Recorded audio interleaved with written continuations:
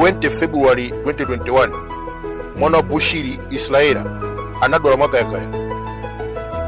Bambo wake anapanga haya la ndege Phoenix Aviation kuti munyamule kupita ku Kenya. Anthu amene amapita ndi mwanayu panali wantchito Esther Bushiri komanso agogo ake Mrs. Ziyamba. Atafika pa airport kunabwera chigulu cha polisi ndikulesa ndege kunyamuka.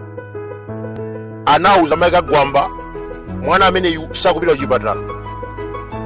Atawafunsa chifukwa chani, anafotokoza kuti Stephen Kayuni ndi amene walamula. Potero mwana uja anakhala kumaye kuno masiku 4. Anamulola kunyamuka kupita ku Kenya after 5 days. Atafika kumeneko anamwalira. Prophet Bushiri anafotokoza kuti Israela sakanamwalira akanamulola kupita kuchipatala. Stephen Kayuni anali Director of Public Prosecution boma MCP. Anazuza anthu ochuluka. Daliso Kabambe, Joseph Mwanaveka anamangidwa pa nkhani zosadziwika. Leston Muli, Peter Mukito, Dadikira Muthalika anamangali kuhanemu. Norman Chisale mukudziwa kale. APM anatsekera bank account. Pa 1 July 2022 Stephen Kayuni anatusa chikalata ndiwapasa polisi kuti apite ku Page House akamange Muthalika. Mwachidule munthu ameneyu anali mmodzi mwa anthu ankhanza ku chipani cha Congress. Inalipo nthawi anamanga ACP Director Martha Chizuma. Nkhani itaphulika achakwera anatuza kuti anthu amene amanga Martha Chizuma achosedwa ntchito, koma Stephen Kayuni sanamuchotse.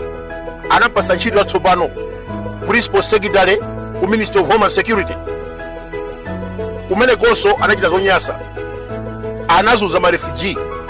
Mu December 2022 anatuma polisi banda kuja kukamanga Martha Chizuma.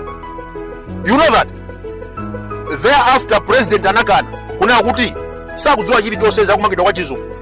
Same applies Norman Chisale amangoti kumanga lero akampasa belo kumangaso more than 20 times munthu akungomangidwa. Ndelero anthu osewa akufuna compensation. Pali nzake wa Stephen Kayuni akugwira ntchito ku judiciary Nyamata mkono modzi.